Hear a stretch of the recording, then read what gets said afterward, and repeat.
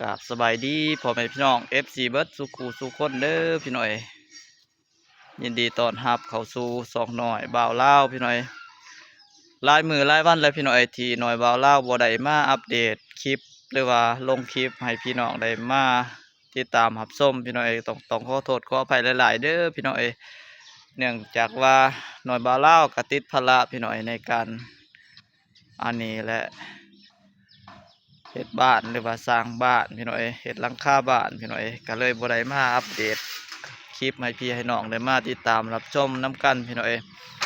ก็ความคืบหน้าก็ประมาณนี้พี่น้อยก็คือว่าเฮ็ดหลังคาพี่น้อยก็ยังบ่ทันสำเร็จเสร็จสิ้นเทื่อพี่น้อยก็มื้อนี้สิได้มาสืบต่อพี่น้อยก็คอยเฮ็ดคอยไปพี่น้อยก็คือว่ายังบ่ทันสำเร็จเสร็จสิ้นเทื่อตามสมัยพี่แหละ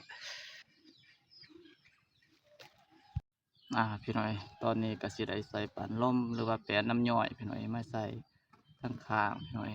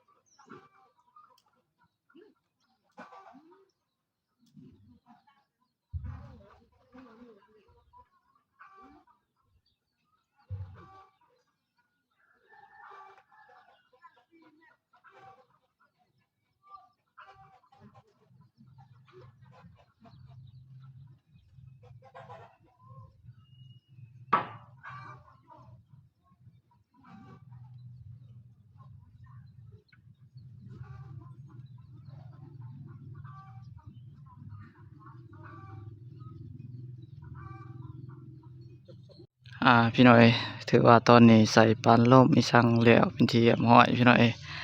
ยังแต่สิได้มุงหลังคาทำส้มแล้วว่ายังสิได้มุงพี่น้อยว่าบ่ฮู้ว่าสิเบิดเท่าไหร่พี่น้อยค่ามุงหลังคาทำส้มอันนี้ก็ถือว่าเฮาได้เฮ็ดหลังคาแล้วเป็นที่เรียบร้อยพี่น้อยยังแต่สิได้เอาสังกะสีหรือว่าหยังก็แล้วแต่พี่น้อยก็สิได้มาลุ้นเบิ่งพี่น้อยว่ามุงแล้วว่าจะเป็นจังไดรูปร่างพี่น้อยก็ลักษณะก็ถือว่าเป็นโมเดิร์นพี่น้อยโมเดิร์นมันกงกันข้ามกับเรือนพุ่นแหละตามสมัยเป็นหน้าตามทางพี่น้อยเพราะว่าทางนี้ดินมันก็แคบแน่พี่น้อยก็เลยบ่ได้เฮ็ดปิ่นหน้ามาทางนี้ตามสมัย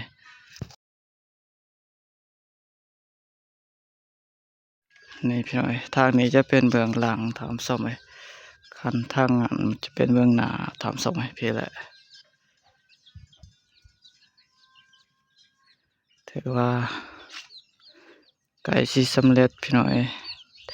สิได้เฮ็ดแต่หลังคาพี่น้อยส่วนทางลมแม่นสิได้หยุดหรือว่าโจะไว้ก่อนทำส้มเพราะว่างบเฮาก็ยังบ่เพียงบ่พอพี่น้อยศาลาก็ยิ้มใส่พี่น้อยไปใส่